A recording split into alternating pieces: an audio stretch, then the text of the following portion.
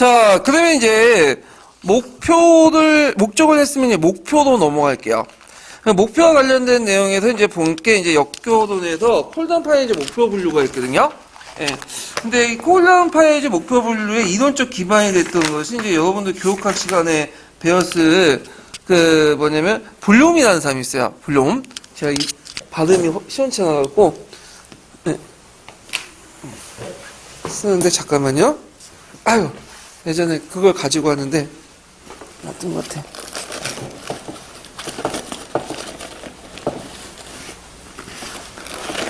아, 여기 있다.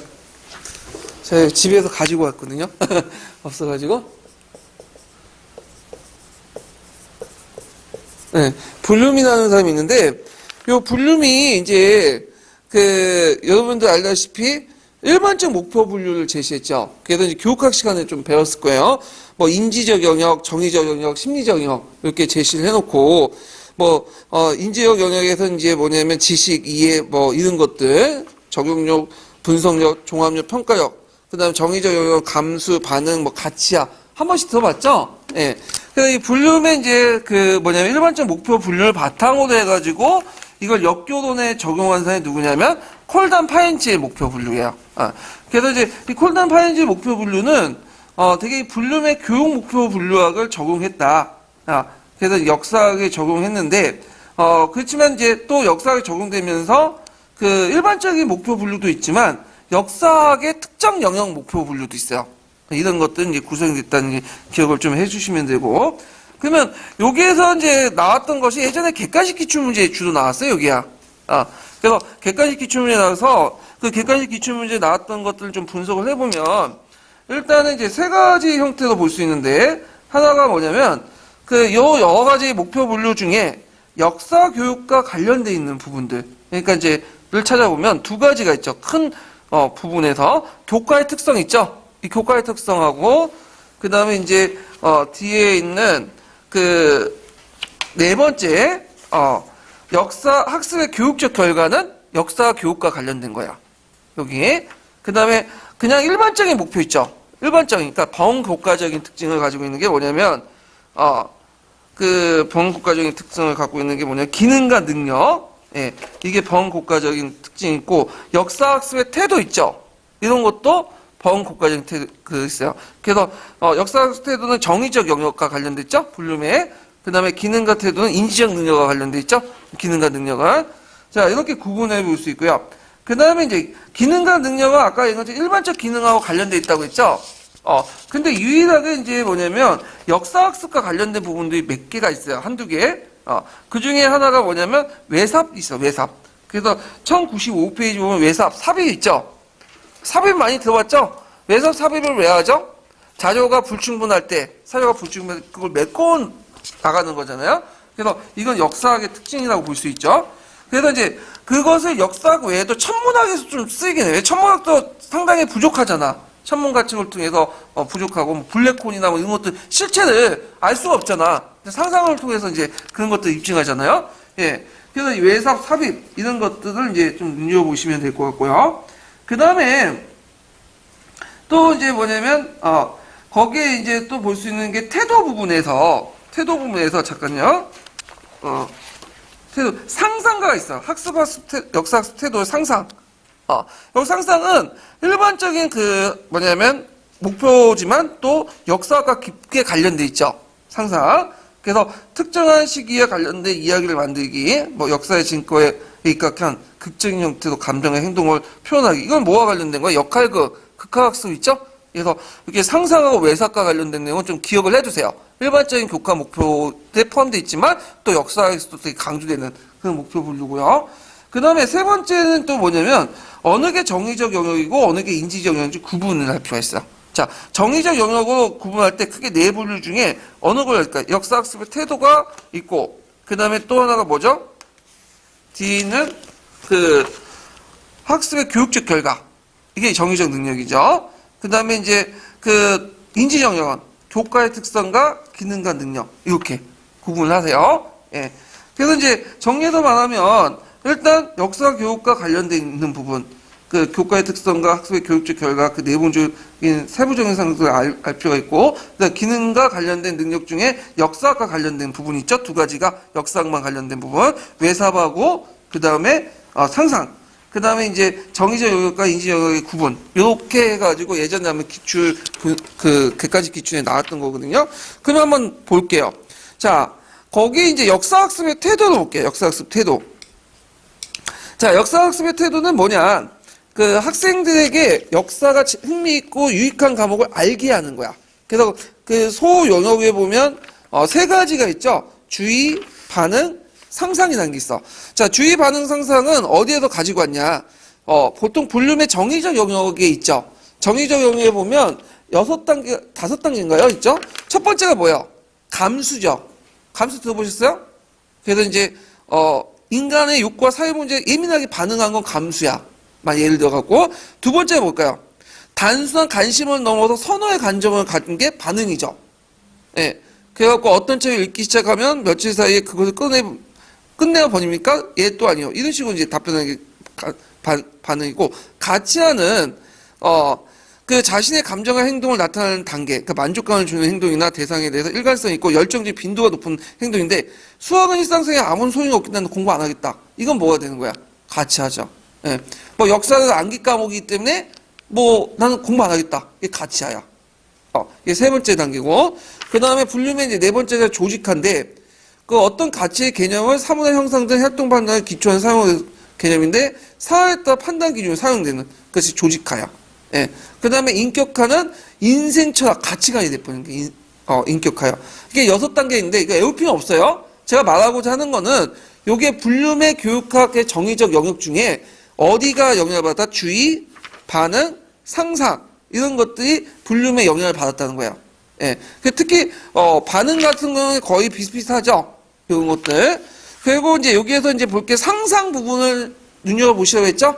그래서 상상에서 그 극적인 형태로 감정과 행동을 표현하기 부분 있죠? 역할극. 요것만 좀 기억을 해주세요. 그래서 블룸의 영향을 받았다 6가지 정의적 영역 중에 꼭 일치하는 건 아니지만 그렇게 영향을 받았다는 거 보시면 될 것 같아요. 특히 주의와 반응 부분은요. 그 다음에 교과의 특성이라는 거는 뭐냐? 이건 역사 교과에 있는 방법적인 어떤 인지적 특징이죠. 그래서 증거와 자료와 절차 및 방법의 측면에서 역사 탐구의 특성을 인식시키는 건데 되게 사료와 관련된 거예요. 자료적 특성을 아는 거. 그러니까 1차 사료와 2차 사료 같은 것들을 구분하고 그 용어를 아는 거. 1차 사료와 2차 사료 구분하는 거 좀 필요하죠. 예를 들어 그 고대사를 다룰 때 삼국사기 갖고 삼국지 위지동 이전 있죠. 어느 게 1차 사료고 어느 게 2차 사료죠? 삼국사기가 2차고 삼국지 위지동 이전이 1차죠. 예. 그래서 있고, 그 다음에 절차와 조직과 관련된 내용은 여기 좀 보시면 알겠지만, 1차와 2차 자료부터 나온 증거들을 수집하고, 그 다음에 증거에 대해서 문제를 제기하고, 뭐 증거 내용의 허점을 인식하고, 1차와 2차 자료 분석을 종합하고, 뭐와 비슷하죠? 이거는 사료 분석과 비판하고 비슷하죠. 그러니까 사료 비판과 분석 관련된 내용이 여기에 속하는 거죠. 그 다음에 세 번째 결과는 뭐 2개 이상의 어떤 진술, 모델, 그림들 서로 비교하기, 자료들에 나타난 사실에 대한 설명과 해석하기, 뭐 등등은 이제 속할 수 있고요. 그 다음에 뒤에 넘어가서 이제 세 번째 영역 기능과 능력을 좀 볼게요. 자, 기능과 능력은 블룸에 어디에 속하냐면 인지적 영역에 속해요. 그래갖고 이제 용어 획득, 참고 능력, 기억, 이해, 번역 이런 것들이 있는데 그 중에 눈여볼 게 번역을 좀 보세요. 번역은 뭐냐면 그림 대상 혹은 지도의 특징을 말로 정확히 기술하게 만료된 자료를 통계, 모형, 다이어그램, 지도등을 제시하기. 그러니까 우리가 번역하면 한국어를 뭐 프랑스어로 번역한다든지 한국어를 영어로 번역하는 그것만 생각하는 번역인데 그게 아니라 말의 형태를 글의 형태로 표현한다든지 그 다음에 이제 말과 글을 했던 걸 지도로 표현한다든지 이것도 다 뭐예요? 번역에 속하는 거야. 이것도 지적 영역도. 그 다음 분석이 있고, 분석 같은 게 쪼개어 말하는 거죠. 구성 부분은 무엇을 나타나고 쪼개어 말하는 거고, 외삽, 삽입 관련된 부분 있죠? 이거 외워두세요. 이거는 역사학에서 이제 특별하게 이제 하는 건데, 주로 이제 증거와 음명 후에 믿을 만한 추론을 이끌어내고, 증거 내 허점을 메꾸는 거. 검토하고 있는 증거를 토대로, 두고 있지만 겉으로 드러내지 않는 어떤 아이를 파악하고 이미 알고 있는 것을 사용한 인지적 활동. 그래서 남색 책에서 외삽, 삽입, 보관 뭐 이런 것들이 있다. 부족한 부분을 메꿔나는 것은 이제 외삽 삽입하는데 천문학에서 사용하죠. 그 외에 이제 종합이나 판단, 평가, 전달 능력 각자 보시고요. 그다음 뒤에 넘어가서 네 번째 이제 뭐냐면 큰 학습 목표가 뭐냐면 학습의 교육적 결과야. 예. 학습의 교육적 결과는 뭐냐면 올바른 역사인식과 합리적인 어떤 판단 능력을 배양하기 위한 건데 이거는 역사학에서 강조한 정의적 영역이죠. 그래서 크게 세 가지가 있어. 통찰, 가치에 대한 지식, 합리 판단. 이거 외워두세요.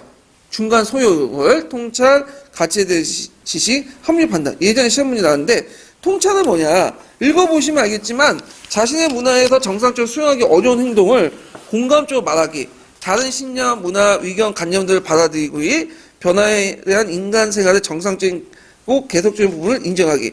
자, 통찰 딱 보니 여기까지 첫 문장을 읽어보니까 뭘 연상시키죠? 역사적 맥락적인 감정이입. 맥락적 감정이하고 비슷하죠? 그러니까 맥락적 감정이입하고 비슷한 것들이 나오고 콜단판이 이제 어디에 해당하냐? 소영역에 어디에 해당하면 통찰 쓰시면 돼요. 이게 통찰. 예. 그래서 이제 이렇게 해서 전반적으로 살펴봤는데 아까 얘기했던 이 콜단판인지 목표 분류는 객관식 용어는 맞거든요. 근데 주관식 용어는 좀 맞지가 않아. 이거는요. 예. 그래서 지금까지 나온 것들 보면 되게 예전의 객관식 93년, 94년, 뭐 96년 콜단파인지 목표 분류학을 좋아했던 교수님이 들어가된 것 같아요. 지금 살아있는지 모르겠지만 예. 그리고 그 뒤에 이제 11년도에 나왔던 목표 분류가 이제 그 콜단파인지 목표 분류를 바탕으로 했던 게 뭐냐면 김한종, 송상식의 목표 분류학. 이거는 이게 아마 그 입론책인가 구상책에 있는 모델 형태인데 이게 우리가 보는 남색책에 있는 내용이 아니에요. 이게 아마 11년도에 나왔던 기출문제예요. 예.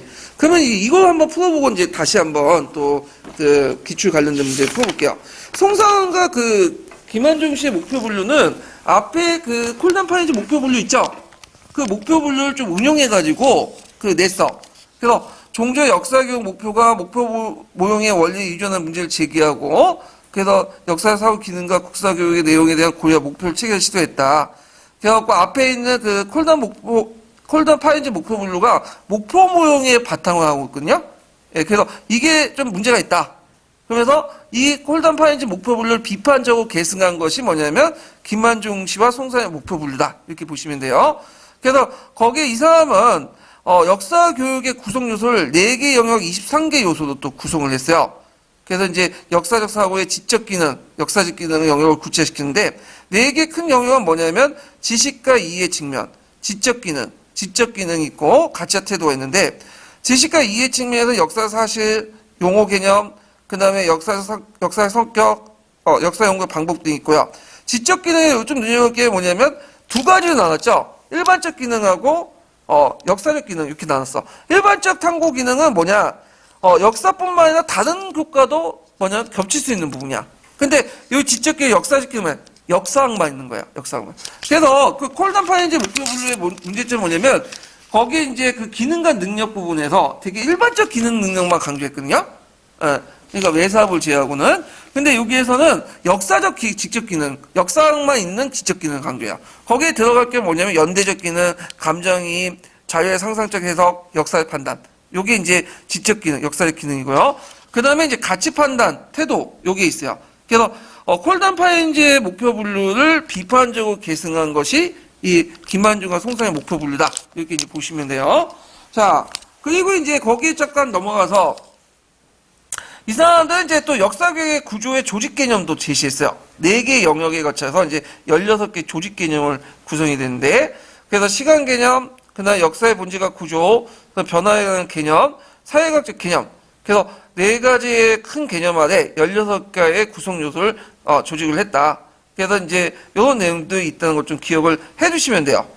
그래서 이제 이 사람들이 뭐 중고등학교 국사교육의 목표 분류 문제점, 그 다음에 진수의 문제점 이런 것도 제시했는데 뭐 기존의 그 목표 분류가 정확하지 않고 각 영역별 목표의 역사의 사실, 자료 분석, 역사의 판단, 민족과 민족 문제의 긍정적 인식 등의 요소가 너무 특정하게 편중돼 있고, 그다음 목표들이 교과서 편찬과의 영향이었고 교과서 내용에 염두에 주지 않고 진술. 그러니까 목표 내용이 따로따로 논다는 거야. 그다음에 중고등학교 목표 진술의 문제점 보면 목표 요소의 목표 분포 및 내용 구성이 약간의 차이를 제외하고는 중고등학교의 계열성이 드러나지 않는다. 왜냐 중학교 때 배운 내용과 고등학교 배운 내용이 큰 차이가 없다는 거야. 예. 그 영역 목표들이 어떤 특정한 영역에 편중돼 있다. 등등 이런 것들을 제시했는데 이게 이제 11년 기출문제에 나왔던 거거든요. 근데 제 생각에 안 나올 것 같아. 예. 그래서 이게 이제 그 입론인가 구상책인가 그 우리가 신종사기 있잖아요. 거기 있고 문제를 보시면 알겠죠. 굳이 이거 볼 필요 없이 그냥 찍을 수 있는 거야. 예. 그래서 그런 게 나왔다라고만 제가 이제 소개시켜 드리는 거예요. 여기는요. 우리가 보는 기본서에 없는 내용이에요. 이 부분은요. 자, 그러면 관련된 이제 뭐냐면 그 목표와 관련된 이론 중에 이제 관련된 이제 문제를 풀어볼게요. 거기 기출과 관련돼서 5번 문제 볼까요? 이게 420페이지 있을 거예요. 420페이지. 5번, 6번, 7번. 420페이지, 421페이지 있는데, 자, 보면, 자, 보기는 콜단과 파인지가 제시한, 역사교육 목표다. 정의적 행동 목표와 제시된 부분을 바르게 고른 것은. 제가 정의적 행동 목표와 인지적 행동 목표 구분하라고 하셨죠? 그래서 정의적 행동 목표는 어디다 했어요? 역사학습의 태도하고 학습의 교육적 성과. 그래서 역사학습의 태도는 분류면 어디에 영향을 받았다고 했죠? 정의적 영역. 예. 그럼 두 가지 고르면 기획과 리을이고, 교과의 문제가 기능과 능력은 뭐예요? 인지적 특징이죠. 예. 그래서 이렇게 있고, 이렇게 구분하시고요. 그 다음에 다음 문제 풀어보면, 자, 6번 문제 풀어보면, 다음은 콜단과 파인지의 역사학습에 위한 교육 목표에서 제시된 학습 목표의 예의다. 이것들이 속하는 목표를, 영역은, 그 역사 사건을 사안과 관련시켜 모사시킨다. 그 다음에 인간의 경험과 역사의 증거에 따르는 감정 행위를 극적인 형태로 표현한다. 여기에서 핵심적인 언어는 키워드는 뭘까요? 극적인 형태로 표현한다. 아까 제가 이제 얘기할 때 그 역사학습 태도의 세 번째가 상상 중에 극적인 표현을 이제 하는 거 있죠. 예, 그래서 상상, 극적인 표현 나오면 상상 쓰시면 돼. 그냥 달래여가지고. 자, 그 다음에 6번 문제를 볼게요. 7번 문제를 볼게요. 자, 콜단 파인지가 제시한 역사학습의 교육적 효과가 아닌 것은, 자, 우리가 이제 그 콜단 파인지의 교육적 효과 해가지고 그 뭐냐면 세 가지가 있다고 했죠. 소유형이 통찰, 가치에 대한 지식, 합리 판단. 그럼 통찰, 가치의 지식, 합리 판단. 가설형적 사고는 있을까 없을까? 없어요. 예. 그래서 답이 4번이야. 참고로 콜단 파인지는 그 일반 영역론자들이 아니에요. 이 사람들은 이제 뭐냐면 역사의 특수한 사고방식 강조하기 위한 거야. 그러니까 보편성도 강조하지만 보편성보다는 특수성을 좀 강조하는 사람이에요. 상대적으로. 예. 그러다 보니까 가설 영역적 사고가 보진 않죠. 이 사람들이. 답은 4번이네. 그러면 다음에 시험 문제 나오면 어떤 식으로 나올까? 이게 나오면 콜단 파인지에 제시한 역사교육의 교육적 효과 세 가지를 쓰시오. 나올 수가 있겠죠. 그러니까 통찰, 가치에 대한 지식, 합리 판단. 이거 쓰세요. 예. 특히 통찰은 뭐와 관련됐다고 했죠? 역사적 감정이, 맥락적 감정이 있죠? 그거 유사해요. 읽어보시면 알겠지만. 그래서 있고, 그 다음에 이제, 그 응용 관련된 문제, 콜단 파인지와 관련된, 응용 관련된 문제가 이제 그 421페이지 8번 문제에 있거든요. 잠깐 이제 보면, 아이고. 421페이지 8번 문제는 좀 보면요. 자, 포는 콜단 파인지 등의 견해를 참고해서 재구성한 그 역사 교육의 목표 구성 요소의 일부다. 자, 이 표를 바탕으로 영역별 국사교육의 목표를 적절하게 제시한 걸 보기에서 모두 고른 것은, 자, 이 표는 아까 치면 뭐와 비슷해요? 잠깐만. 그 기본서 그 1096페이지 표 보시고 이 표를 보세요. 왜냐면 이 표가 요약표거든요. 그래서 기본서 요약표를 같이 보면 이해가 쉽게 돼요. 그래서 96페이지, 1096페이지 그 내용들을 이제 좀 같이 보면서 얘기하는 게 더 나을 것 같아서 펴보시고요. 자, 여기 보면 지식과 이해, 그 다음 지적 기능, 일반적 탐구 기능이 있고, 그 다음에 지적 기능, 역사적 기능이 있고, 그 다음에 가치 태도 이렇게 기능이 있죠. 예. 자, 여기에서 지식과 이해 측면이 5가지가 있는데 그 중에 몇 가지 뺀 거야 지금? 역사 사실과 역사적 용어 개념을 뺀 거죠. 5가지 중에. 그 다음 지적 기능이 있는데 8가지 중에 2개를 뺀 거야. 지금 분석 종합과 관련된 거고. 그 다음 지적 기능, 역사적 기능 중에 시에 해당하는 거는 그 네 개가 있는데 연대적 기능과 감정이입 두 개를 발치한 거고요. 그 다음에 가치와 태도 밑에서 이제 그 6가지가 있는데 그 중에 발전적 관심과 자기 이해 부분을 이제 뺀 거야. 예. 그래서 있는데 여기가 이제 발전적 관심이 있지만 이제 이 발전의 역사적 관심이에요. 이게 원래 역사적 관심일 거예요. 이게 오탄지 하는데 원래는 이게 역사적 관심이에요. 원래. 네, 또 두 개도 볼 수 있고, 저 밑에 있네요. 제가 잘못 봤어요. 저기, 그, 세 번째 발전적 관점 있죠? 그거 보이시죠?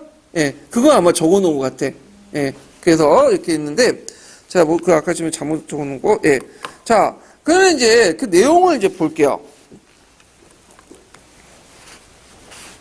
그래서 여기에서 이제, 구체 예에서 그와 관련된 것도 맞는 걸 이제 찾으시는데, 자, 거기 먼저 보면, A들 보면, 자, 백범일지를 읽고, 대한민국 이정부의 시절, 김구의 역할을 평가할 수 있다. 이렇게 있죠. 지금 물어보는 게 A가 지식과 이해의 측면이죠. 자, 그래서 지식과 이해라는 건 뭐냐? 이거부터 이제 봐야 되는데, 지식은 뭐죠, 일단? 지식의 정의는 이렇게 내요, 교육학에서. 학생들이 교육과정 속에서 경험한 아이디어나 현상을 기억, 재생, 재인하는 것들 능력이다. 이해를 뭐라고 하냐, 교육학에서는. 주로 그 학생의 의사 전달을 받게 되면 전달되는 내용을 갖고 학생이 의사 전달을 받게 되면 전달되는 내용을 갖게 되고 거기에 조합된 자료나 아이디어를 이용할 수 있는 능력, 그걸 이해라고 하죠. 그래서 콜단파인지 분류에서는 기능과 능력에 속하는 부분이에요. 이 지식과 이해 부분이. 그러면 A에서 이제 보는 A1은 역사 사실이죠. 역사 사실은 아까 이제 어떻게 해요?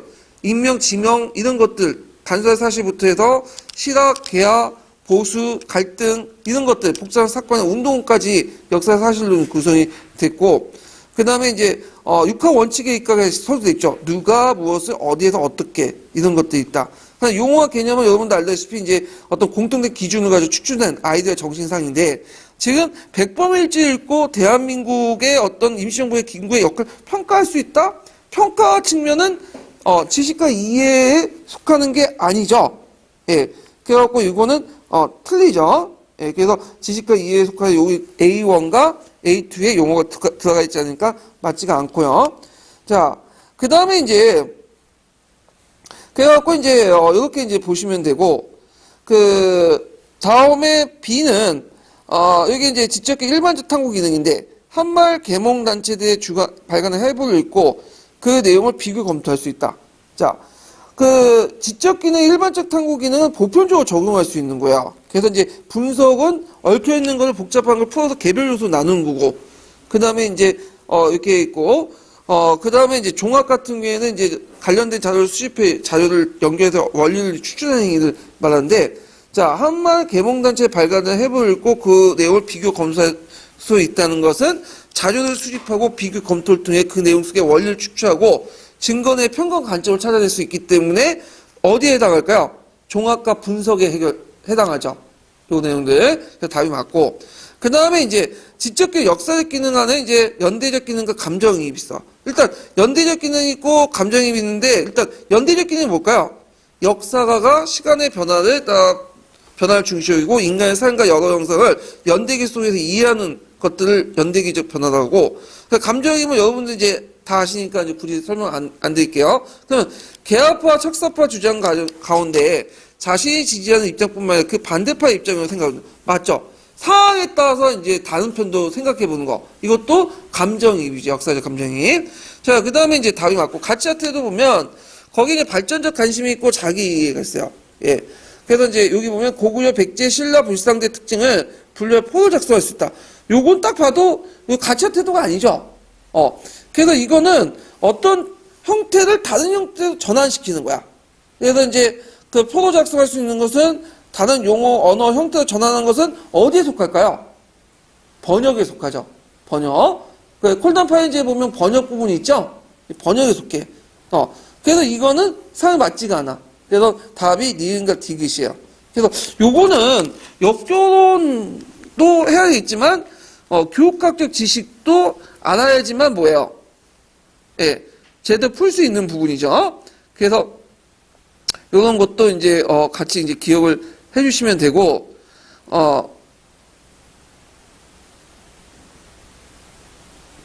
자, 그래서 답이 몇 번일까?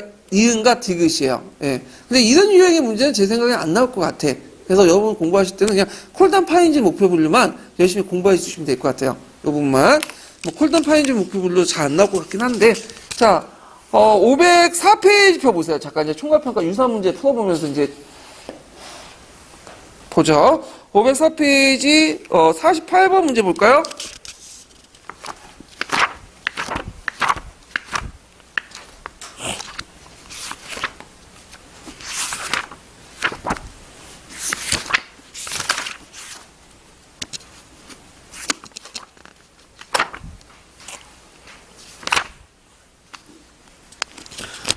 어, 504페이지 그 48번 문제 네, 보면요.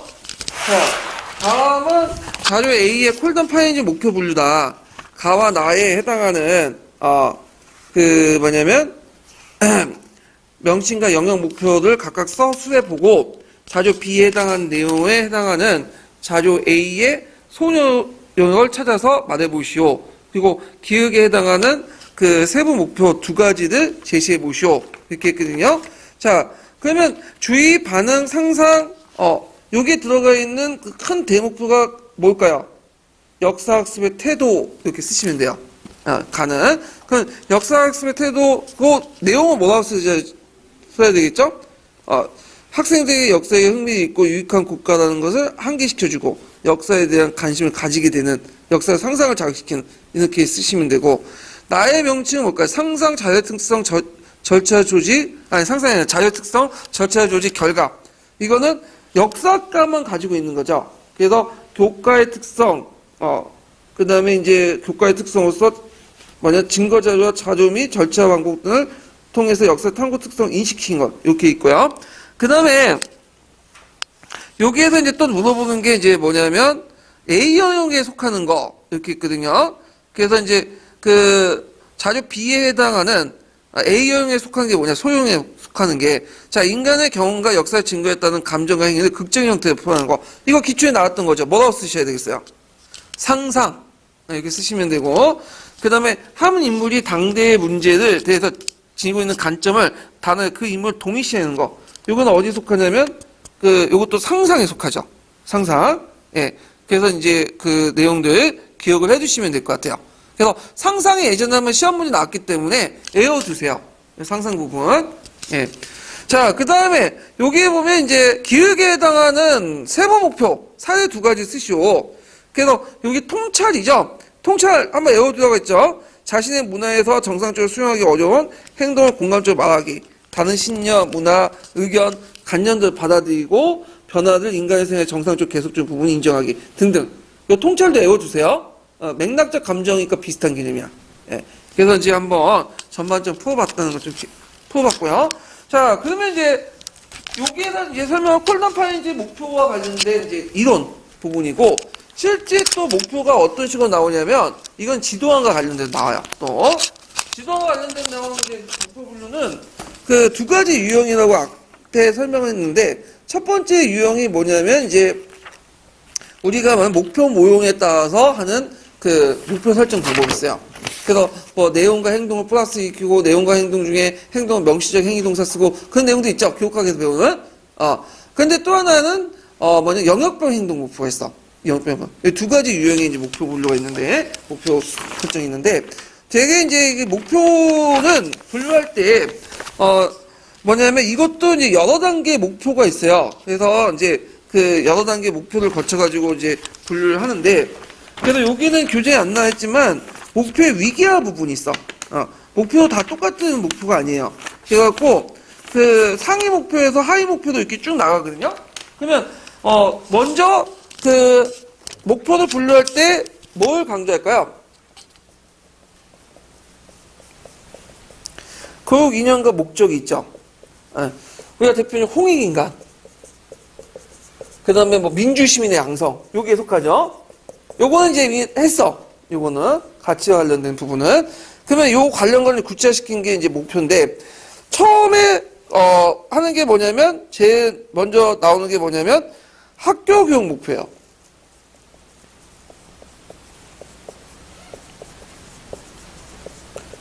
그러니까 중학교 목표, 초등학교 목표, 그 다음에 뭐야? 국민학교 목표. 네, 초등학교는 아니지. 국민학교, 초등학교, 중학교, 고등학교. 근데 학교 교육 목표는 지금 있을까 없을까요? 없죠? 왜 없어요? 1학년, 2학년, 3학년 바뀌잖아. 12학년까지 쭉 나오죠. 예, 없어졌고. 그 다음에 해당 교과에 교과 목표가 있죠. 교과 목표. 교과 목표가 있고. 그 다음에 학력 목표가 있어. 학력 목표. 근데 학력 목표도 요즘에는 거의 안 써요. 실제 교육까지는 없어졌는데. 왜냐면, 이제 고등학교 같은 경우에는 학년에 상관없이 왔다 갔다 하잖아. 1학년 때 배우는 사람도 있고, 2학년 때 배우는 사람도 있고, 그러잖아요. 교과마다. 예. 그 다음에 또 하나가 단원 목표가 있어. 단원. 중단원, 대단원, 그런 목표가 있죠? 목표가 있고, 마지막 하부 단위의 목표가 뭐냐면, 수업 목표야. 학습 목표라고 하는 수업 목표가 있어요. 그래서 수업 목표는 아까 전에 두 가지 유형이 또 있는데, 하나가 뭐냐면, 목표 모형에서 강조하는 목표, 있고, 목표 모형에서 이제 하는, 있고, 그 다음 목표 모형 하면 뭐냐면, 영역별 목표가 있어요. 영역별 목표.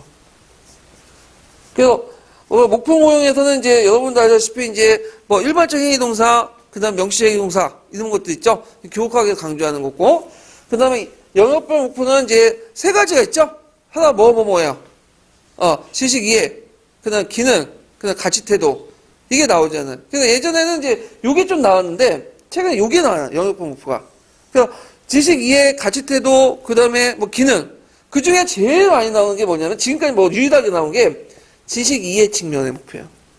그 지식 이해 측면의 목표는 나중에 또 이제 문제 풀면서 설명할 텐데, 볼 수 있는 예가 뭐냐, 지도서 펴 보면 알아요. 지도서 펴 보면 영역별 목표가 나오잖아요.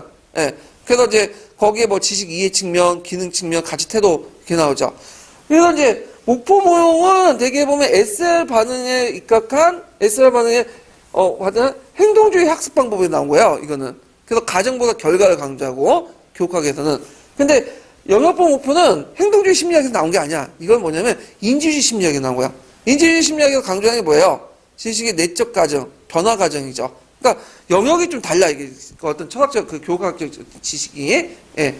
그래서 이제 그 목표 모형에 입각한 그 수업 목표와 영역별 목표에 입각한 수업 목표가 당연히 쓰는 방법도 다르겠죠. 예. 그걸 이제 좀 파악을 해 두셔야 돼. 일단. 자, 그러면 이제 내용을 들어가 보죠. 자, 역사교육 목표 분류에서 이제 그 내용 보면, 역사교육 목표 분류는 역사교육의 목적을 달성하고 학생들의 다양한 능력을 육성하기 위한 그런 것들을 이제 하기 위해서 이제 한 건데, 보통 역사교육의 일반적인 분류에는 지식, 이해, 기능, 가치 태도를 나눌 수 있다. 근데 이거는 어디에 속한다고 했어요? 영역별 목표에 속한다고 했죠? 그래서, 지식 이해는 역사적 기본 사실, 개념, 일반화 등을 이해하거나 기억하는 것이고, 단순한 내용에 안개 안고 뿐만 아니라 그런 내용의 의미의 성격을 올바르게 하는 거야. 그래서 이제 예문이 있어요. 뭐, 인간 생활의 경제에 수행하는 역할을 정치, 법, 문화, 환경, 과학기술, 윤리 등 다른 영역 관계 속에서 파악한다. 뭐, 원인한다. 그래서 여기에서 행위동사를 이제 좀 보는데, 안다, 이해한다, 이런 말들. 일반적 행위동사 쓰셔요. 예. 그래서 일반적 그 영역별 목표는 일반적 행위동사를 쓰는데, 물론 이제 행위동사가 중요한 게 아니야.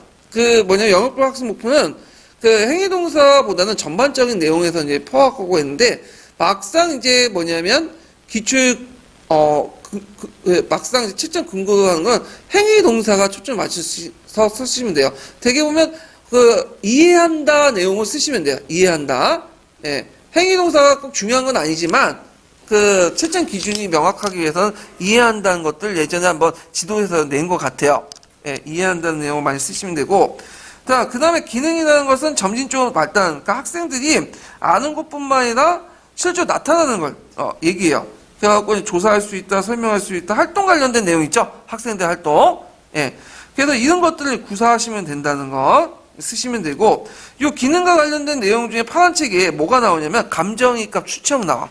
이거 반갑죠? 어디에 나왔어요? 이거. 18년 기출문제 나왔죠? 그래서 파란 책 보면 감정이입과 추측을 구분하는 게 여기 나오거든요? 그래서 감정이입은 자기 머릿속에 하는 거고, 추측이면 행동하는 거다. 뭐 그런 내용이 있어요. 그다음 가치 태도는 이제 역사 교육에 요구된 가치와 태도, 학생들에게는 바람직한 가치관을 갖게 해주는 그런 것들이 필요한 태도, 양성을 위해서 있다. 그래서 끝에 뭐 태도를 기른다, 자세를 기른다, 이런 것들이 있다는 걸 좀 기억을 해두시면 돼요. 그래서 이제 되게 예전에 시험 문제에 보면 역사과 그 영역번 목표 중에 지식 이해 측면에서 써라 이런 말도 있거든요. 그래서 이 지식 이해 측면에서 쓰면 전반적으로 학생들이 알고 있는 것들을 쓰시면 되는데 문제는 이게 상당히 기준이 애매하니까 되게 예전에 나오면 되게 이해한다는 말로 이렇게 쓰거든요. 그러니까 행위 동사를 끝에 그냥 이해한다 이렇게 쓰시면 될 것 같아. 제 생각에는. 예. 자, 그래서 이제 이렇게 한번 봤고 이론 측면에서. 자, 그 다음에 교육 목표 설정 부분이 그 뭐냐면 중고와 관련된 내용에서 이제 교육 목표 설정할 때 학습자 측면, 사회적 측면, 그다음 학문적 측면 세 가지 동시에 고려해야 된다. 이런 것들이 쭉 나와 있는데, 자, 그 내용을 보면요. 일단 학문적 측면에서 고려할 유의점은 지식 이해 측면, 기능적 측면, 가치 태도 측면에서 이제 보면, 영역 간의 균형을 뭐냐면, 똑같이 할 필요가 있다. 그래서 한쪽에 기울여지 않고 영역 간의 어떤 목표를 똑같이 할 필요가 있는데, 지식 이해 목적에서 너무 강조할 경우에는 어떻게 되겠어요? 수업이 암기식이 돼. 그 다음에 너무 기능과 같이 강조를 할 경우에 역사 사실 기반하지 않고 활동을 공유하고 무의미한 학습이 됐어요.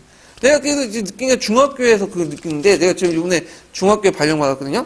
그래서 중학교 이제 역사 선생님하고 이제 교과 협의를 했는데 내가 뭐냐면 강의식 수업을 했다 하니까 막 의아하게 보는 거야. 요즘에 어떻게 강의식 수업을 하지 그런 거야. 그러니까 중학교에서 강의식 수업을 별로 안 하나 봐요.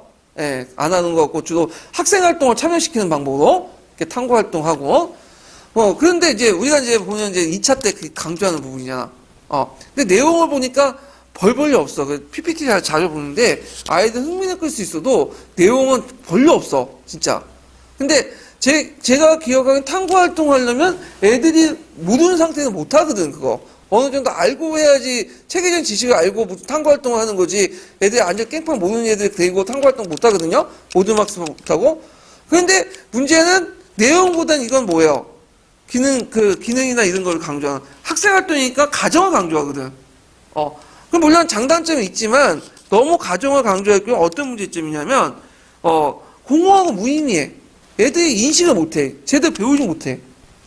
그래놓고 이제 그런 얘기를 하더라고. 강의식 수업을 하냐고 딱 의아한데, 그렇게 하면 본인도 뭐 그렇게 잘한 것도 아닌 것 같아. 왜냐면 고등학교 올라온 학생들 있잖아요? 물어보잖아? 역사 잘 몰라. 안 배웠대. 분명히 중학교 책에 있는데도 안 배웠대. 그럼 그 시간 뭐 했다는 거야, 그러면? 그럼 돌아와서 모든 만들어놓고는 자기끼리 어떤 주제 가지고 뭐 토론을 하고 했겠죠. 근데 잘 모르니까 뭐 헛소리나 짓거리고 막 하다가 애들이 와갖고 그는 행동적인 측면 있죠. 그런 것들 강조하다 보니까 기본적인 지식을 익히지 못하고 올라온 거야. 그러니까 고등학교에서 진짜 제일 역사에서 기본적인 내용도 모르게 되는 거죠. 예. 뭐 그런 것도 있는데 이런 것도 있다. 그러니까 지식과 이해와 기능을 같이 해야지. 이거 지식과 이해를 바탕으로 뭐가 가능한 거예요?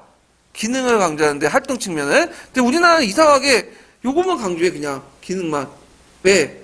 지식 이해 측면은 암기식 교육이다 하면서 요것만 강조하다 보니까 오히려 지식 이해 측면은 모르고 그냥 넘어가 버리고 그런 문제점이 있고. 제가 이제 아시는 분은 이제 있는데 그게 뭐 전반적으로 일반화됐다고 말할 수 없는데 그분이 간호사야. 예. 간호사인데 내가 이제 물어봤어요. 태조도 그 고조를 세운 사람이 누구냐? 조선을 세운 사람이 누구냐? 물어봤는데 몰라. 아무리 저기 간호사하고 그 관련 직종이 아니더라도 만건과 이성계를 모르는 사람이 있더라고요. 근데 그분뿐만 아니라 몇 명한테 모르는 사람 되게 많아. 만건과 이성계를. 우리가 좀 상식적으로 이해가 안 되는데. 자, 하여튼 그런 것들은 학교 다닐 때 제대로 공부를 안 해서 그런 거예요. 예. 뭐만 강조했기 때문에? 기능만 강조했기 때문이죠. 그 다음 태도인데, 태도는 너무 이제 그 가치 태도, 바람직하다. 그러니까 너무 강조할 거는 역사 교육이 되는 게 아니라 뭐가 되는 거죠? 도덕 교육을 전략을 내보는 거죠. 그러니까 공부를 할 때 가르칠 때는 지식 이해를 바탕, 역사적 판단을 바탕으로 해서 기능도 하고 그 다음에 가치 태도를 강조해야 된다. 이렇게 세 가지 측면을 고려해야 된다. 좀 기억을 해두시면 되고요. 그 다음에 이제 학문적 측면에서 이제 교육 목표를 설정할 때 고려할 것은 뭐냐면 정치사 중심에서 벗어나야 된다는 거야. 이거 포스트 모더니즘 영향받는 건데, 그래서 다양한 분야사를 중심에서 정치사 위주에서 벗어나야 된다. 그래서 최근에 이제 강조되는 것이 생활사하고 문화사 교육 같은 것들 있죠. 그 다음에 이제 고용 목표 설정에서 이제 강조될 부분이 뭐냐면 사회적 측면도 고려해야 된다는 거죠.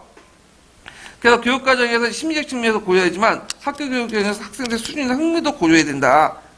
그러니까 이제 그 학생 측면에서 고려할 건 심리적 측면과 잠깐만 위에 걸 얘기하다가 이제 얘기했는데 사회적 측면 같은 게 뭐냐면 그 국가에서 원하는 거 있죠. 그래서 민족 공동체 의식이라든지 이런 것도 있잖아요. 이런 것도 강조할 필요 있어. 같이 반영할 필요 있어.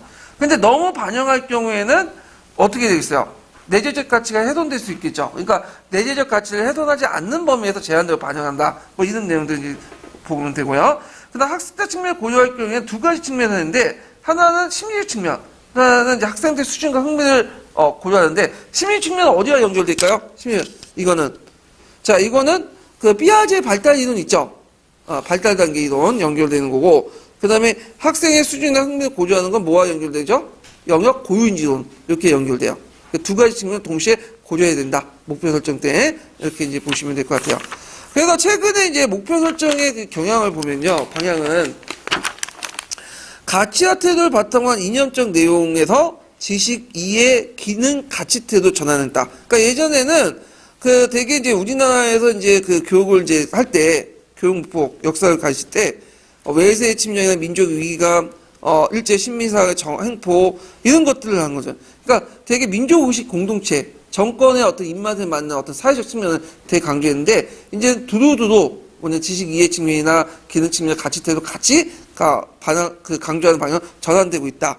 그럼에도 불구하고 문제점이 아직까지 남아 있다는 거야. 그걸 이제 녹색책에 쭉 나와 있는데 국가교육 과정에서 제시된 목표가 학문적 측면의 비중이 상당히 높다는 거. 그래서 학습자 측면을 고려하지 못한다는 거야. 학습 측면에 뭐가 있죠? 두 가지 요소가 있죠? 심리 측면하고 그다음에 수준이나 흥미 같은 걸 고려하지 못한다는 그런 내용이 있고 두 번째는 교과 목표의 설정이 목표 모형위원회에 종속됐다는 거. 그래서 역사의 특수하게 반영되지 못하는데 이 목표 모형이라는 것은 여러분들 그 문제가 뭐냐면 SR 이론을 바탕으로 한 거죠.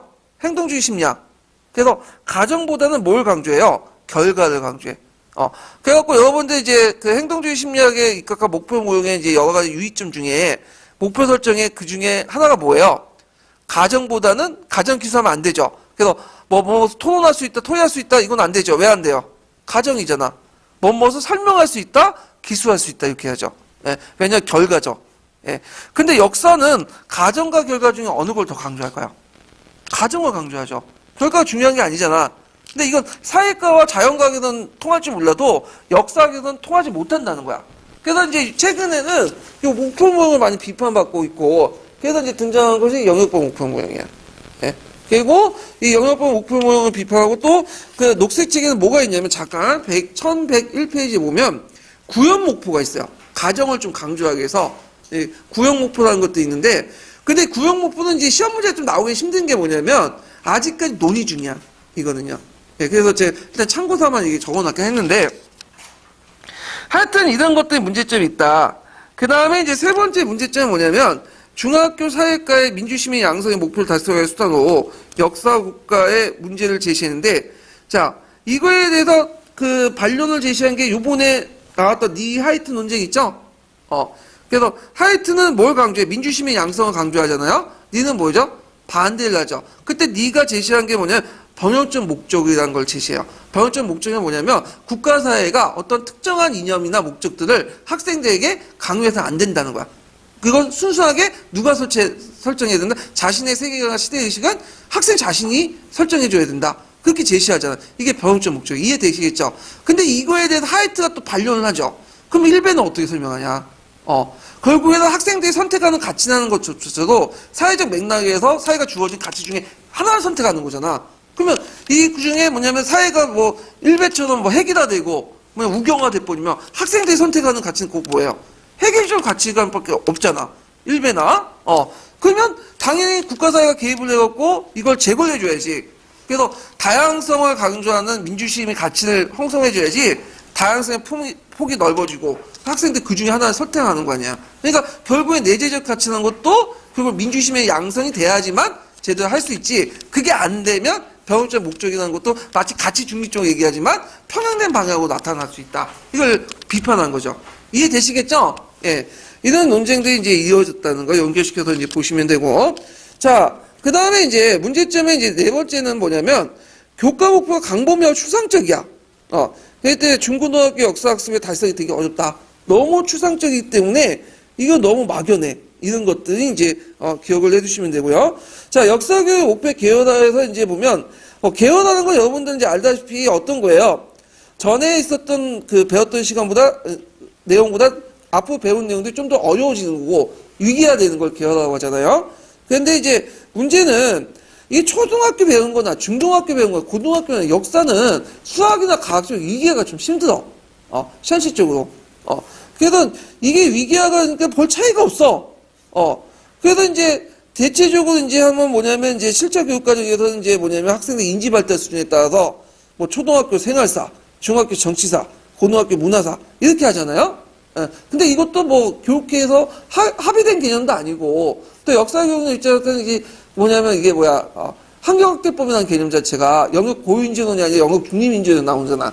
그러니까 별로 안 좋아해. 비판받고 있죠. 예. 그래서 최근에 실제 교육 과정에서는 이런 식으로 계열하는 것보다는 환경학대법을 계열하는 것보다는 어떤 식으로 계열하려고 하냐면 내용 차이, 학급별로 내용 차이를 주죠. 그래갖고 이제 실제 교육 과정 예전에는 지금 모르겠는데 이게 교육 과정이 바뀌어가지고 그냥 예전 교육 과정을 얘기할게. 예전에는 주로 근현대사, 정근대사는 주로 전반적인 거는 중학교에서 배우고 정치사, 문화사는 근데 고등학교는 어디에서 배우죠? 사회경제사, 대외관계사 이런 것들은 고등학교 배우면서 근현대사 집중적으로 배우죠. 이런 식으로 계열화를 이렇게 하죠. 내용 차이나 학교 급별로 계열화를 시도한다. 이렇게 이제 보시면 될 것 같아요.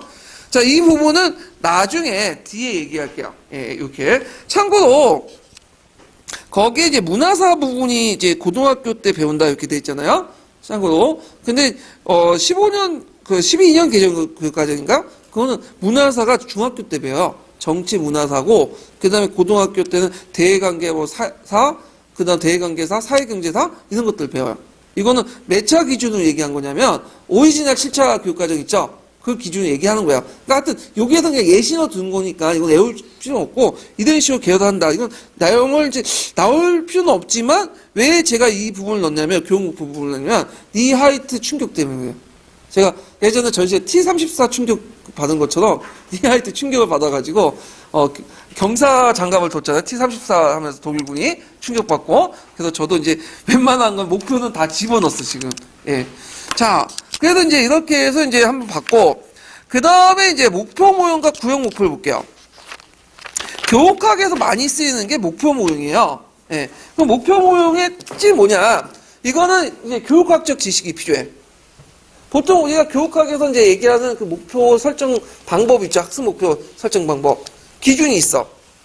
여러분도 다 아실 테니까 이제 정리 삼아 좀 얘기를 해볼게요, 그냥. 자, 먼저 이제 그 설정 기준을 보면 첫 번째 원칙이 뭐냐면 내용 플러스 행동을 써야 돼. 목표 설정할 때. 자, 내용 플러스 행동을 써야 돼요. 내용 플러스 행동. 자, 예를 들어갖고 동학농민운동 있어요. 동학농민운동을 가르쳐요. 동학농민운동을 설명할 수 있다. 있죠. 이렇게 이제 목표를 해야 돼. 설정을. 자, 동학농민운동을까지는 어디예요? 내용이죠. 그 다음에 설명할 수 있다는 뭐예요? 행동이죠. 그래서 동학농민운동을 설명할 수 있음? 이렇게 쓰면 안 돼요. 동학농민운동을 설명할 수 있다. 이렇게 써야 돼. 예. 그래서 이제 이렇게 있고, 그럼 내용은 어디에서 할까요? 만약 지도안이 주어지면, 지도안이. 전개 과정이나 결과에 보면 내용을 유추할 수 있죠. 예. 그러면 두 번째가 뭐냐? 행동을 쓸 때, 행위동사죠. 행위동사 쓸 때, 일반적 행위동사를 쓰면 안 돼. 일반적 행위동사를 쓰면 안 되고, 뭘 써야 될까요? 명세적 행위동사, 명시적 행위동사 써야 돼요. 명시적 행위동사. 자, 어느 게 일반적 행위동사인지, 어느 게 명세적 행위동사인지는 그 파란책에 보면 있어요. 그 파란책. 그러니까 대표적으로 일반적 행위동사는 외부로부터 간접 가능하지 못하는 거죠. 예, 안다, 인지한다, 이해한다. 이런 말들은 외부로부터 관찰 가능하지 못하기 때문에 평가할 수 없잖아요. 그건 쓰면 안 돼. 뭘 써야 돼? 명시적 행위동사 뭐 외부로부터 관찰 가능한 거야. 예를 들어 열거할 수 있다, 설명할 수 있다, 이런 것도 뭐죠? 기술할 수 있다, 외부로 관찰 가능한 거죠. 이런 것으로 쓰셔야 된다. 예. 그 다음에 이제 세 번째가 뭐냐면 교사와 학생 입장에서 누가 써야 되죠? 학생 입장에 써야 돼. 교사 입장에 쓰면 안 되죠. 그래서 뭐 설명시킨다? 이거 안 돼. 설명할 수 있다, 설명한다 해갖고 교사 입장이나 학생 입장에 써야 돼. 그래서 이제 학생 입장에 쓰는 좀 웃긴데 예전에 제가 생기부 입력하는데 원래 생기부는 원래 애들이 이제 행동을 보고 교사가 써야 되는 게 원칙인데 실제로 학부모와 교사들의 요청에 의해서 성적을 아닌 이상 뭐 가치태도나 이런 거 있잖아요. 독서나 이런 것들은 다 가지고 와. 그럼 써줘야 되거든. 근데 쓰면 당연히 내 입장을 쓸 수밖에 없어. 근데 꼭 고치면 이제 학생 입장에 쓰라고 하거든요. 예. 좀 힘든 것 같은데 다행히는 이번에 생기부에 독서 관련된 내용은 이제 그냥 독서 책명만 쓰고 이제 넘어가라고 하는데 예전에 진짜 고생을 했어요. 하여튼 나중에 이제 교직하면 알게 될 거예요. 무슨 말인지. 이게 생기부가 되게 어렵겠는데 하여튼 학생 입장을 써야 되고요. 그 다음 네 번째는 뭐냐면 네 번째는 네 번째는 뭐냐면 이제 가정을 쓰면 안 되죠. 결과를 써야 돼. 아까 전에 토론할 수 있다, 토의할 수 있다 이런 거 쓰면 안 돼. 왜 안 될까요? 토론할 수 있다, 토의할 수 있다는 건 과정이죠. 네. 그렇기 때문에 역사과 목표에는 잘 안 돼, 이게. 지식의 구조에서 반영이 잘 안 된 거죠. 자, 그 다음에 이제 뭐냐면, 다섯 번째가 뭐냐면, 기술할 때, 목적이 두 개가 있어서는 안 돼요. 한 개가 있어야 돼. 예를 들어, 뭐뭐를 설명하고 뭐뭐를 설명할 수 있다? 이렇게 쓰면 안 돼. 뭐뭐를 설명할 수 있다. 한 개만 써야 돼요. 이해되시겠죠? 그래서 이제, 내용 플러스 행동을 써야 되고, 행동은 행위동사를 써야 되고, 명세적 행위동사를 써야죠. 이거 교육 목표 상세하라고 했고요. 나중에 설명하겠지만, 학생 입자 써야 되고, 가정에 쓰면 안 되고, 결과 써야 되고, 그 다음에 목적은 두 개 이상으로 넘어가면 안 되고, 한 개만 써야 된다. 이런 것들이 이제 무슨 목표다? 목표 모형이에요. 그래서 보통 이 지도안 주어지고, 그냥 목표 쓰라고 하면 되게 이 목표 모형에 입각해 쓰는 거예요. 근데 단서가 영역법 행위 목표인데 지식 이해쯤에 써! 그럼 이거 쓰면 안 돼요. 이렇게 쓰면 안 돼요. 이건 또 영역법 목표예요, 이거는. 다른 거예요, 이건 또. 예. 그렇게 해서, 근데, 요거는 이제 지도안 보면서 이제, 그러니까 실제 문제 풀어보면서, 익혀야 돼요, 이거는요. 이거는. 자, 그러면, 다시 내용 들어가갖고, 자, 일단 이제 아까 이제 교육목표 요건들, 이렇게 했는데, 여기에서 좀 기억할 것이 이제 교육목표 명세화 부분인데, 이 교육목표 명세화라는 것은 학습자 행동하는 걸 보고, 그 당시 이제 관찰자가 목표 달성 여부를 판단할 수 있도록 서술하는 거죠. 그래서 일반적 행위동사가 아니라 아까 전 명세적 행위동사를 써야 된다. 그래서 임진환의 가정을 이해할 수 있다. 이런 식으로 쓰면 안 되죠. 왜냐하면 왜 쓰면 안 돼, 이렇게. 평가할 수가 없잖아, 외부적으로. 네. 그러니까 임진환의 가정을 설명할 수 있다. 이렇게 써야 되겠죠. 그 예가 밑에 있고요. 그리고 이제 학습자 도달점을 명확히 해야 된다. 그래서 학습 목표 도달점에서 어떤 교육이 필요한 것을 이제 판단해야 된다. 이런 것들 좀 기억을 해 두시면 될 것 같아요. 그래서 학습의 활동을 학습의 도달점을 명확히 파악할 수 있다. 파악하게 된다는 거. 그래서 이제 있고, 그 밑에 이제 행위동사 진술 과정들을 원칙들 아까쯤에 얘기한 것들 쭉 내용이 있으니까 파악을 해 두시고요.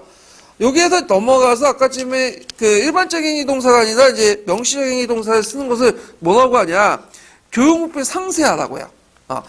교육목표 상세화에 대한 이점이 예전에 기출문에 나왔어요. 꼭 외워두셔야 되는데, 자, 교사 입장, 학생 입장, 평가 입장에 어떤 상세화가 있냐.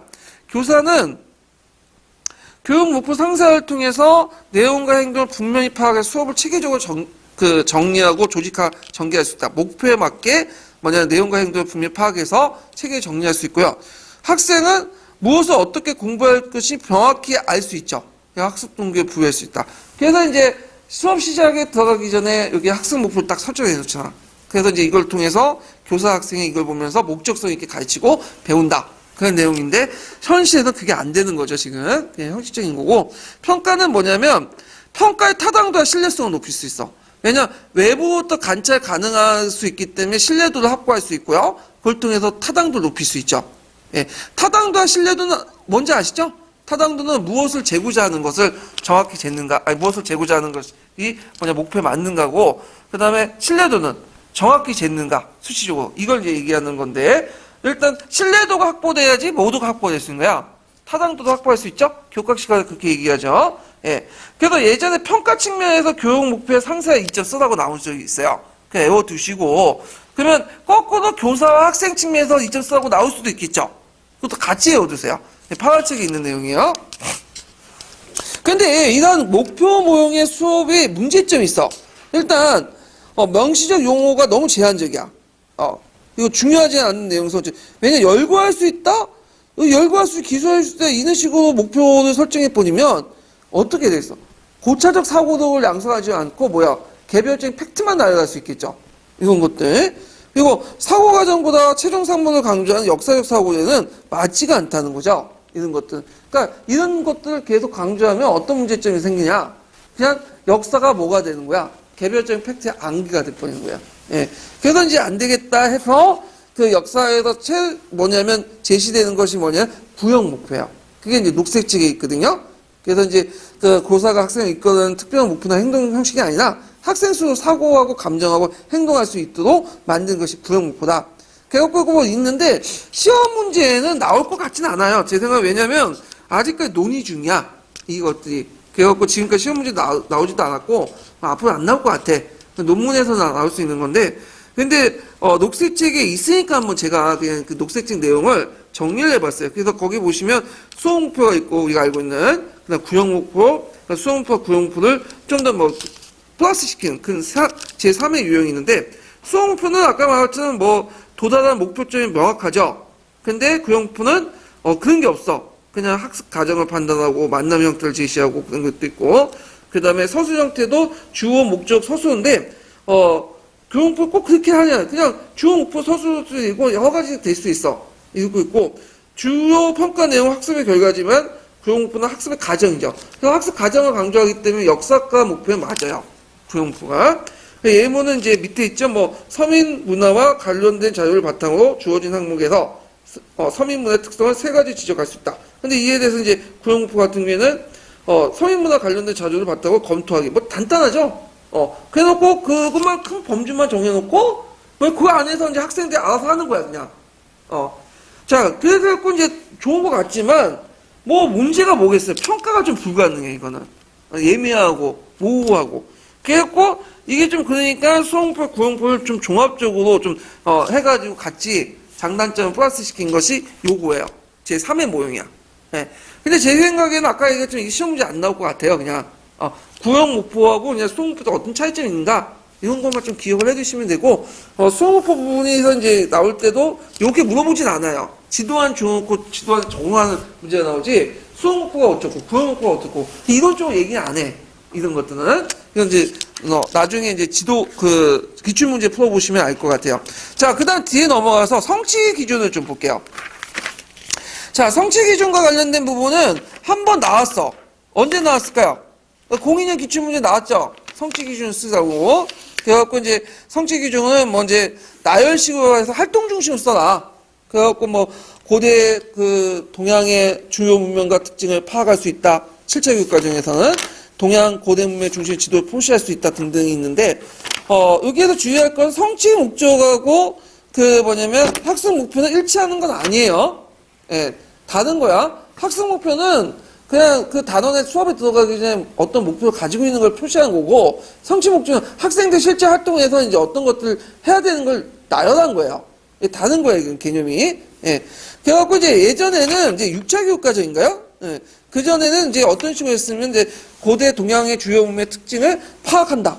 파악할 수 있다. 이렇게 쓴 게 아니라 고대 동양의 주요 문명의 특징을 파악함. 이렇게 썼어. 개괄식으로 썼어. 예. 근데 이것을 이제 나열식으로 활동 중심으로 썼다. 이런 것들 좀 기억을 해 주시면 되고요. 그래서 이제 시험 문제 내보면 이제 일선에 가보시면 알겠지만 이제 지도안 낼 때 중간고사, 기말고사 할 때 이거 쓰라고 하더라고. 성취 기준. 예. 요번에 시험 문제 기준이 바뀌어가지고, 그래서 성취 기준 쓴다고 해서 갖다 뺏긴 밖에 안 되거든요. 근데 왜 쓰는지 했더니 교관 선생님 얘기가 이걸 써야지 나중에 항의 들어오면 대꾸할 수 있다는 거예요. 그래서 그걸 써왔는데, 그러니까 면피용이지, 일종의. 예, 뭐 그렇게 중요한 건 아닌데, 이런 게 있구나 넘어가시면 되고. 그 다음에 역사교육의 목표의 위기야. 그래서 추상성과 포괄성에 따라서 발달 단계 몇 가지 나눈다고 했죠?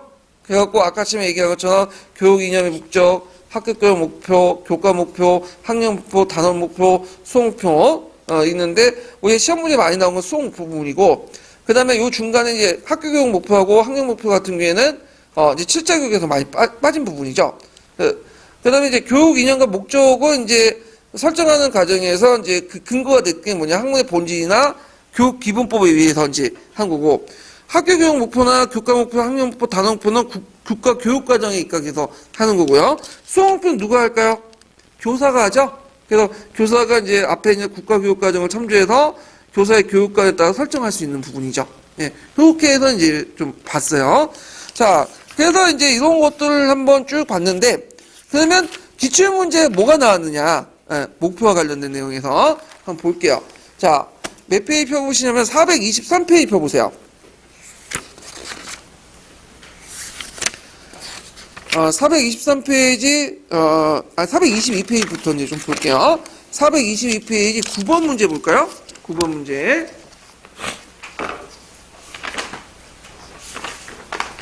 자, 교육, 9번 문제 뭐와 관련된 문제냐면, 교육부 상세와 관련된 거야. 상세화는 뭐죠?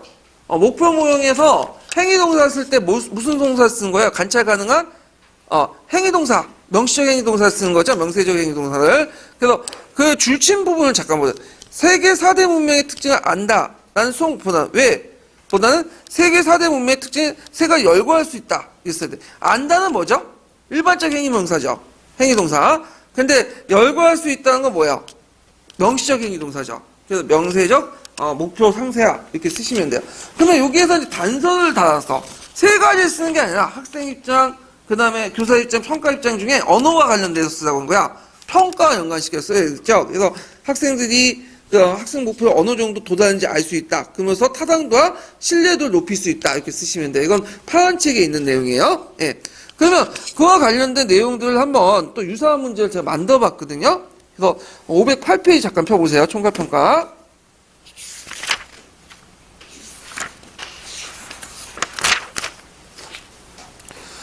508페이지 이제 그 앞에 지도안과 관련된 내용을 이제 제가 문제를 냈는데, 여기 이제 좀 보면,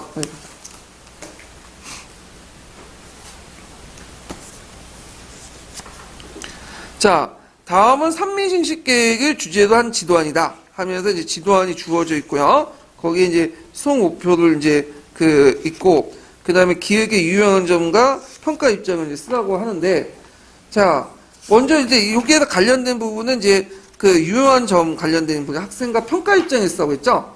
그러면, 답이 이제 뭐라고 구성이 될 수 있냐면, 자, 일단은 일단은 이제, 학생 입장에서는 무엇을 어떻게 공부해야 할 것인지를 보다 명확히 함으로써 학습 동기를 불러일으킬 수 있죠. 네, 교육부 상세를 통해서. 그 다음에, 평가 입장은 아까 전에 가르치고 배운 내용을 정확히 확인할 수 있는 평가 문항을 작성하기 쉬워 학습 평가의 타당도와 신뢰도를 높일 수 있다. 그래서 평가 교육목표 상세화 외워두시고요. 거기에 이제 학습 목표 설정 부분은 한번 좀 이따 해볼게요. 목표 관련된 내용을 풀어보고. 자, 그러면 다시 기출로 돌아와서, 자, 10번 문제 볼게요. 10번 문제. 10번 문제. 자, 10번 문제 보면, 여기 보면 이제 다음 보기와 같은 수업을 계획하고 있다. 교육 목표 내용 평가의 일관성을 유지해야 된다. 그래서 목표와 내용과 평가가 서로 일관돼야 돼. 그래서 일관되지 않으면 별로 그렇게 의미가 없어. 목표가 있는데 내용하고 방법이 평가가 따로들면 말도 안 되는 거죠. 자, 그래서 7차 교육까지 운영에 접합하도 물음에 답하시오. 이 문제는 이제 여러분들 보시면 알겠지만 역사과 문제는 아니에요. 이게 예전에 통합 융합형 문제가 있었거든요. 그러니까 역사, 사회, 지리 같이 풀었던 문제인데, 자, 여기에서 이제 학습 목표가 있는데 목표를 진수할 때 가장 중요한 학습 주제가 뭐냐? 자, 이 주의할 것은 목표를 쓰라는 게 아니야, 지금. 뭘 쓰라는 거죠? 목표를 진수할 때 중요한 학습 주제. 그러니까 목표의 내용 플러스 행동이 있죠. 그 중에 어느 부분을 쓰는 거야? 행동을 제외하고 내용의 부분. 내용은 그 밑에 학습 내용에서 찾으시면 되죠. 그래서 민주사회 시민의 덕목 이렇게 쓰시면 돼요. 그 다음에 10-2번 문제 보면 수업 진행 중에 그 학습 결손자를 파악해 보충학습을 실시하고 할 때 밑줄친 2번을 평가한 적합한 평가의 종류 쓰시오. 자, 요거는 무슨 평가일까요? 예전에 이거 답 따온 거 보니까 수행평가 여기 수행평가 될 수가 없죠. 어떤 건 총괄평가. 총괄평가는 한 단원이 끝날 때 뭐 중간고사, 뭐 기말고사 이런 것들이고 여기에 들어간 것은 이제 뭘까요? 형성평가죠. 제가 이제 문제 6편 형성평가 진단 형성 총괄 있죠? 그래서 요거 보고 이제 만들어냈는데 하여튼 형성평가 이렇게 이제 기억을 해두시고 쓰시면 돼요. 자, 그래서 이제 있고 그래서 밑에 제가 이제 3편에 보면 거기에 한금박지샘 권해라고 있죠. 보이시죠? 그 기출문제 분석편에 보면 그러니까 요약편 말고 본편에 있는데 제가 그거 왜 달아놨냐면 이 한금박지 분이 이제 어떤 분이냐면 예전에 북소년 이전에 그분이 있었어요. 예. 북소년이 2002년도에 만들었는데 그 한금박지가 그 전에 활동했던 분이고 사이트 만들어 놓고 합격한 후에 그 여러 가지 자료나 임용자료나 그 다음에 이제 뭔가 그 기출문제 분석을 이제 올려놨어요. 그래서 2002년도까지 분석을 했고 그다음 북소년에서 제가 이제 2003년부터 이어가지고 한 건데 이분이 분석을 할 때 이제 분석 내용은 그렇게 많지는 않아. 근데 그거 볼만한 게 채점 기준과 예시답안 같은 것도 있거든요. 근데 이분이 이걸 그대로 자기가 생각한 걸 쓴 게 아니라 그 정보를 입수해가지고 채점 정보를 입수해가지고 적어놓은 거예요. 그래서 나누는데 상당히 정확해요. 이 부분이. 그래서 제가 이걸 같이 이제 적어놓고 제 답안도 거기에서 벗어나지가 않아. 문제 분석만 더 추가된 거죠. 그래서 이제 한금박지 부분은 이제 예전에는 그게 몇 년 전이기 때문에 없어지니까 한참 됐기 때문에 많이 잊혀졌어. 예. 그래서 제가 자주 얘기하면서 이제 집단 기억화 시키려고 나눔과 공유를 지향하는 부분이 북소년 이전에도 있었다. 예. 폐쇄된 부분까지도 얘기하고 싶지만 이게 여기에서는 얘기하면 좀 곤란한 부분이 있거든요. 넘어갈게요. 예. 자, 그래서 이제 있고 그 다음에 이제 뒤에 넘어가서 이제 11번 문제 보죠. 이게 이제 03년도에 이제 지도안 관련돼 갖고 물어보는 건데, 자, 여기에서 이제 물어보는 게 뭐냐면, 이제 그 도입 전개 중에 가에 들어갈 학습 목표를 쓰라고 하는데, 그냥 쓰라는 게 아니죠. 단서를 쌓아서. 단서가 뭐야? 지식 이해와 관련돼서.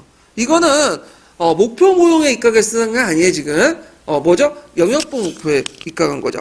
그래서 영역부 목표는 이제 그 지식 이해 측면, 가치 태도 측면, 그 다음에 기능 측면 이렇게 이제 세 가지로 나눠볼 수 있는데 지식 이해 측면이 다 나와요. 그래서 이제 지식 이해 측면은 어떤 거냐?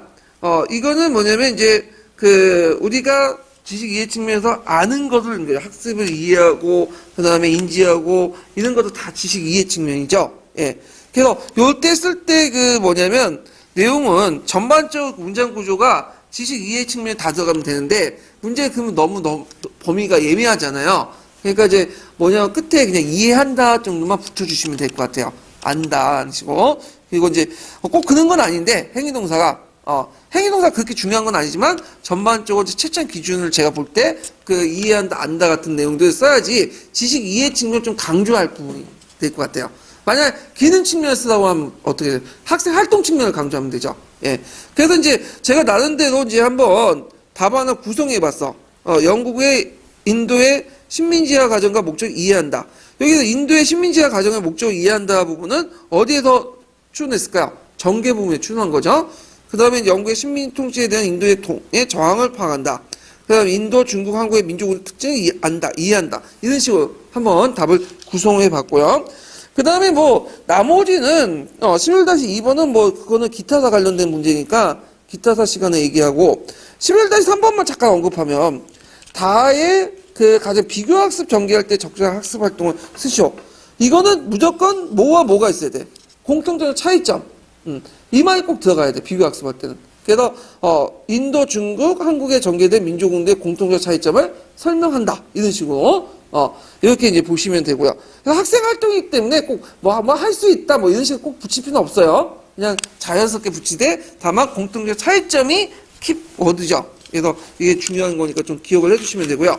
그 다음에 뒤에 넘어가서 424페이지 볼게요. 424페이지. 자, 다음은 AB의 임술용 농민의 항쟁을 주제로 서로 다른 교수학습 모형에 따라 구성된 두 교수의 지도안이다.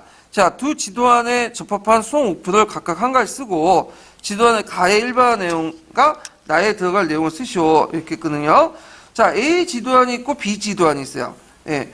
근데 똑같은 주제인데도 A 지도안과 B 지도안이 좀 다르죠? 예, 딱 보시면 알겠지만. 자, A 지도안에서는 주 인과관계를 강조하죠. 인과관계. 보면 도입 단계에서 이제 농민 항쟁이 전국적으로 일어난 원인은 뭐 문제점이 뭐나 가설 있고 자료 수집 있고 가설 검증 있고. 그래서 딱 이건 무슨 학습 방법이야 이거는? 이번에 시험 문제 나온 탐구 학습이잖아. 자, 그래서 기출 문제를 분석을 잘 하시는 게 요 예문에도 딱 많이 보면 익숙해 나와. 그래서 탐구 학습 나오죠. 그래서 이제 탐구 학습 같은 경우에는 원인과 결과를 찾는 거죠. 분석이나. 그러면 여기에 맞춰서 해야겠죠. 목표에 맞춰서. 어떻게 탐구 학습의 목표가 뭘까요? 농민 항쟁 원인의 자료를 찾아 분석할 수 있다. 인과관계를 파악할 수 있다. 인과관계를 설명할 수 있다. 이런 식으로 하겠죠. 예. 그러면 똑같은 지도안인데도 여기에서 이제 자료 비지도안 달라요. 그래서 여기 보면 연극을 꾸민하고 연극과 관련된 거죠. 자, 여기에도 딱 보면 이제 연극 수업이죠. 연극 수업은 외면과 내면 중에 뭘 강조하죠? 내면, 감정이입. 그러면 그에 맞춰서 학습 목표도 설정해 줘야 돼. 그래서 이제 농민항쟁에 참여한 농민의 입장을 설명할 수 있다. 그 다음에 이런 것들을 쓰시면 되겠죠. 그때 이제 수학 목표를 쓸 때 이건 영역법 목표 쓰라고 하는 게 아니니까 뭐에 입각했습니까? 목표 모형을 가지고 설명하되 그 자료 A 지도하는 탐구학습의 성격에 맞게 쓰시면 되고요. 그 다음에 자료 B는 역할과 극학학습의 성격에 맞게 구성을 하시면 돼요. 답안을. 이해되시겠죠? 예. 자, 그러면 이제 가의 일반화 내용과 나에 들어갈 내용을 쓰시오. 이렇게 했는데, 자, 여기 이제 가는 이제 일반화와 관련된 내용인데, 일반화는 특징이 뭐냐면, 매개 개념이 있어야 돼요. 나중에 설명하겠지만 제가, 예를 들어 남자와 여자가 있다? 이거는 일반화가 되지 않아요. 왜 일반화가 되지 않을까요? 그러니까 남자, 여자라는 개념에 나열에 불과한 거죠. 근데 남자와 여자가 결혼한다 하면 일반화 돼. 왜냐면 결혼이란 매개 요인이 있죠. 매개 요인을 꼭 쓰셔야 돼. 그러면 그 자료에서 보면 정치적 부패와 수치적 문란이 있다. 이런 식으로 쓰면 이거 단순 기술에 불과해요. 근데 이걸 매개시킨 게 뭐예요? 농민항쟁이죠. 그래서 정치적 부패와 수치적 문란으로 뭘가 일어났다? 농민항쟁이 일어났다. 이게 일반화된 거야. 그래서 일반화 쓰라고 할 때 이거 뭐 어떻게 써야 되는지 당황하지 마시고 항상 그 매개가 되는 거 개별적인 사건들, 개념들을 매개하는 요인들이 뭔가 매개 개념을 찾아갖고 같이 기술하시면 된다. 예. 그래서 A, B, C, D가 있으면 A, B, C, D를 포함할 수 있는 매개 요인 D를 찾아갖고 쓰시면 돼요. 이렇게 기술하시면 되고 자, 그 다음에 이제 나에 들어갈 거 이거는 이제 뭐와 관련된 거죠? 극화 수업의 역학을 할 때 절차 과정 있죠? 파란 책에 있는 내용인데 그 파란 책의 내용이 이제 뭐라고 하냐면 대본 작성 및 배역 선정 요게 있어요. 예, 그 두 번째 단계인데 요거는 극과 수업 할 때 그 얘기할게요. 그래서 나중에 얘기했지만 극과 수업 부분은 상당히 중요해요. 예, 요번에도 나왔죠. 거의 연속에 2번 나왔고 자주 울고 먹는 데가 여기 부분이거든요. 그래서 꼼꼼히 파란 책하고 제가 남색집 부분을 꼼꼼히 다 정리하셔야 돼. 요 부분은요. 예, 그래갖고 이제 파악을 해뒀고 그 다음에 이제 총괄학습 부분인데 우리 언제 시작했죠? 근데 꽤나 된 것 같은데. 좀 쉴 때가 되지 않았나요? 그래요? 그럼 좀 쉴 때가 됐네. 예. 좀 쉬었다 할게요.